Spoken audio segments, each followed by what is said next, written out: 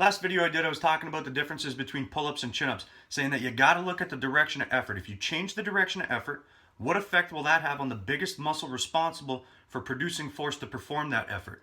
If it changes it for the better or for the worse, then obviously it's going to affect the outcome of the performance of that exercise. A lot of people want to pin it on the biceps and say, oh, because the biceps are in a position of advantage or disadvantage, that's why one's easier or harder. No, no, no, no, no. It is strictly consequential that when the lats are in their strongest position, so are the biceps. It is strictly consequential that when the lats are in their weakest position, so are the biceps. It has nothing to do with the smaller, weaker, more insignificant muscle involved in the lift. Why are you looking globally? Look where the work is being done. If you change the direction of effort, what effect will that have? So anyways, I posted the video, and on the right side of the screen on YouTube, after you post a video, or I guess after you watch a video, it says recommended for you, I guess based on the words that you searched or what you're watching, or in my case, the words that I used in my title. And there was a video called Pull-Ups versus Chin-Ups, The Big Differences by a guy named AthleanX. And I figured to myself, if I want to get better, I got to be open to the fact that I don't know everything. And I am very open to that fact.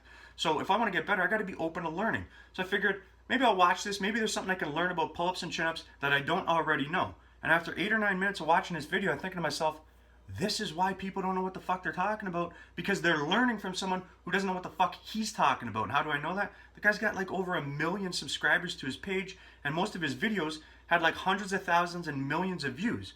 So people are watching this. I'm thinking to myself, no wonder nobody knows what the fuck they're talking about. Look who they're learning from. But it gave me something to talk about because I took notes on this video, and I'm going to go through it as to why most of what he said was just total fucking bullshit as it relates to pull-ups and chin-ups. Remember, you always got to go back to the direction of effort. It explains everything.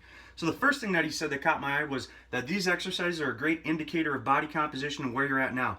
No, they're not. You could have a bodybuilder who's like 250 plus pounds who's not very good at pull-ups and chin-ups. Are you going to say, oh, you're fat, bro, because you can't do many pull-ups and chin-ups? No, no, no, no. What he might have been saying was that pull-ups and chin-ups are a better indicator of relative strength, but even still, these exercises require skill. Skill is acquired through stress and repetition. So that same bodybuilder who's training with the sole purpose to build muscle, to recruit and fatigue muscle, he might prefer a lat pull down because he's more stable and he can direct the stress where he wants to more effectively.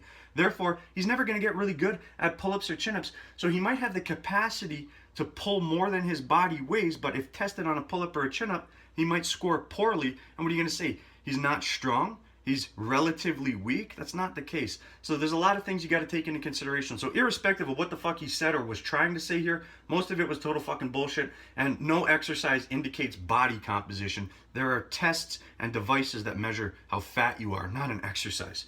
Second thing he said was, if you take your thumb off the bar, you turn your hands into hooks, and I quote, can initiate the pull from our lats and can actually take advantage of those big muscles.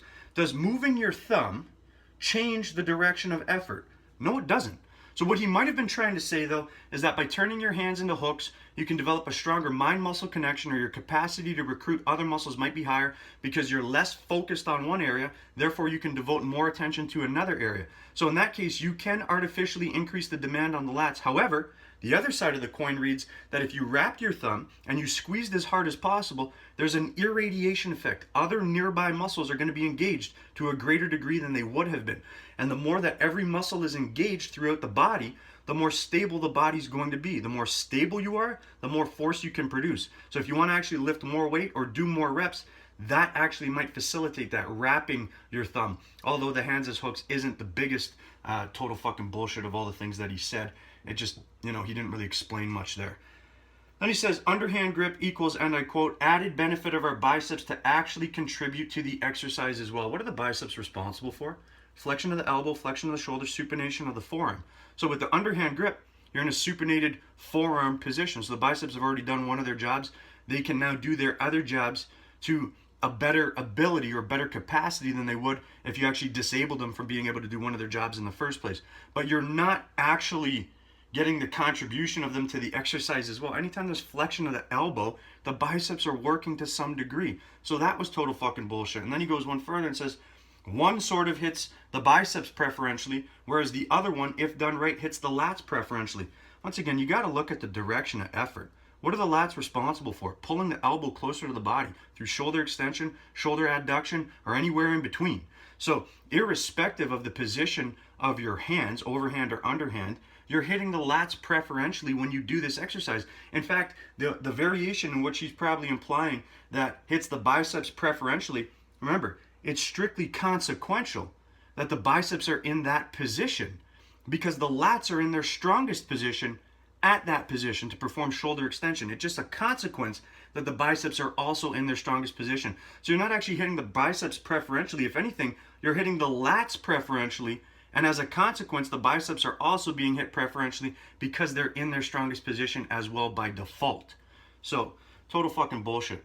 Then he goes on to say, the difference between the two, it all comes down to understanding the contributions of the biceps to the exercise. And then he goes to demonstrate with curls, which kind of cracked me up a little bit. It doesn't come down to understanding the contributions of the bicep. It comes down to understanding direction of effort. If you understand direction of effort, all your fucking answers are there for you. It will explain everything. He goes on to say that hammer curls are easier. I think he's trying to illustrate that with a neutral grip, you can pull more weight. Because we get another advantage of our brachialis muscle that pulls. The brachialis is responsible for the first few degrees of elbow flexion. It pulls the forearm into a position where the bicep can actually complete elbow flexion. So the brachialis is going to work irrespective of your grip, overhand, underhand, neutral, hammer, whatever, because it's responsible for initiating the first few degrees of elbow flexion. So once again, what he's saying is total fucking bullshit. His explanations are garbage. Then he goes on to say, curls performed to the side put the biceps in a disadvantage, which isn't true. You're actually stretching the short head of the bicep more. The muscle stretched the most is recruited the most, but that's neither here nor there. And is why pull-ups are harder. No, direction of effort. Pull-ups are harder because the muscle responsible for the direction of effort is in a position where it is weaker. That's why it's fucking harder. It's just a consequence that the biceps are also in a weaker position as well. And he says that creeping the arms forward is cheating, and keeping the arms in line with your body pointing towards you maximally works the back. Why would your arms creep forward? It's not cheating. It's a compensation pattern. How does the body work? How are the muscles designed? Their capacity to produce force is at its highest when they're at or near their mid-range. It's at its lowest when they're in their longest and shortest positions. So as you're doing a pull-up, the major muscle responsible for the direction of effort is in a lengthened position. You're pulling into its mid-range where it's strongest and trying to get past that as you try to overcome the resistance and get into your weakest position, or one of the two weakest positions. So what's happening is as you try to get into that weakest position, if you're too weak or you're not strong enough or you're fatigued, your body's going to compensate by trying to keep the stress on the biggest, strongest muscle in its strongest position. So you're not cheating. You're actually putting more stress on the biggest, strongest muscle in its strongest fucking position.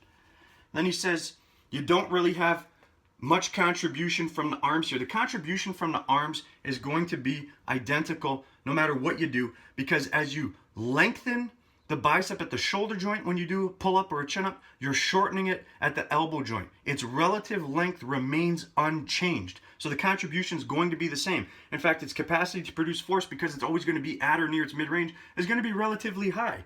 And he says, forward position, so with the elbows in front, is basically all arms. It's basically all arms. This is the position where the lat is the strongest. You're compensating to direct more stress onto the lat. How's that all arms? And he says it's easier, but not more effective if trying to maximize back strength.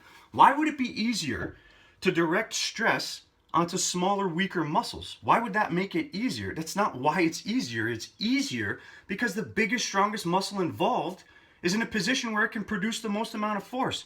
That's why it's fucking easier. This guy just doesn't know what the fuck he's talking about. And at the end, and I could have gone more, I could have done another whole whiteboard full of shit, but I just decided to just put the quote that he had at the end because I thought it was pretty good. It said, if you don't have knowledge when you go to the gym, you're just working out, you're not training. AthleanX. And I'm thinking to myself, if you want to stay that way, watch this guy's videos. This is with whom y'all place your faith? Fucking million subscribers, millions of views, hundreds of thousands of views on his videos. Now, I haven't watched the rest. Hopefully they're better than this one, but this one was total fucking garbage. You want real information? You want to learn? You want someone that can explain it in a way that anybody can understand it? Click the fucking button at the bottom, subscribe to the channel, and I'll keep bringing you the best you're going to find.